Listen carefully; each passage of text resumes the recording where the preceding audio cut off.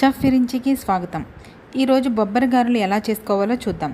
ముందుగా వాటికి కావలసిన ఇంగ్రీడియంట్స్: బొబ్బర్లు 2 కప్పులు, ఉల్లిపాయ మీడియం సైజ్ 1, పచ్చిమిర్చి 5, కరివేపాకు 2 రెమ్మలు, కొత్తిమీర 1/2 కప్పు, వెల్లుల్లిపాయలు 5 రెమ్మలు, ఆయిల్ డీప్ ఫ్రైకి సరిపడినంత, ఉప్పు రుచికి సరిపడినంత.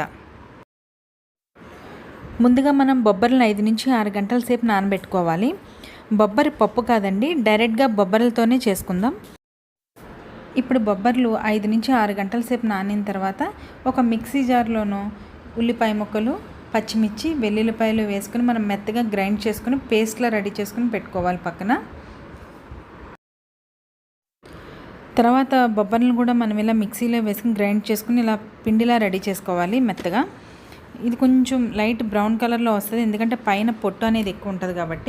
తర్వాత మనం ఈ పిండిలో ఉల్లిపాయ, పచ్చిమిర్చి, వెల్లుల్లిపాయ కలిపి మిక్సీ చేసుకున్న పేస్ట్ని పిండిలో కలుపుకొని ఒక 2 నిమిషాలు పక్కకు పెట్టుకోవాలి.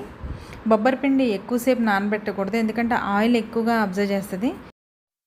ఇప్పుడు మనం స్టవ్ మీద కడాయి పెట్టుకుని ఆయిల్ హీట్ చేసుకుందాం.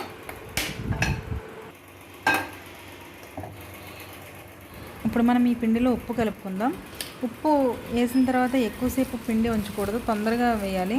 లేదంటే మనకి ఎంత పిండి కావాలో అంత పిండిలోనే ఉప్పు కలుపుకోవచ్చు.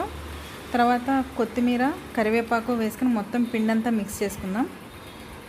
ఇలా మొత్తం వేసుకున్న తర్వాత మిక్స్ చేసుకున్న తర్వాత ఇలా చిన్నగా ఒక ముద్ద తీసుకుని మన వేళ్ళ మీద రౌండ్గా ఇలా అనుకుంటూ కొంచెం పల్చగా ఆయిల్లో నెమ్మదిగా వదులుకోవాలి. ఇలా 1 by 1 వేసుకుంటూ మనం డీప్ ఫ్రై చేసుకుంటూ ఉండాలి. ఇవి కొంచెం డార్క్ బ్రౌన్ కలర్లోనే వస్తాయి, ఎందుకంటే పైన పొట్టు తీయకుండా మనం పిండి మిక్సీ పట్టాం కాబట్టి కొంచెం డార్క్ బ్రౌన్ కలర్లోనే ఎగుతాయి. ఇలా పొట్టుతో మనము గారెలు చేసుకుంటే ఆయిల్ అనేది చాలా తక్కువ లాగుతుంది. అలానే ఈ పొట్టుతో తినడం వల్ల మన హెల్త్కి కూడా చాలా మంచిది. వీటిని మీరు చికెన్ గ్రేవీతో తింటే చాలా టేస్టీగా ఉంటుందండి. మీరు కూడా ఒకసారి ట్రై చేయండి, చాలా బాగుంటుంది.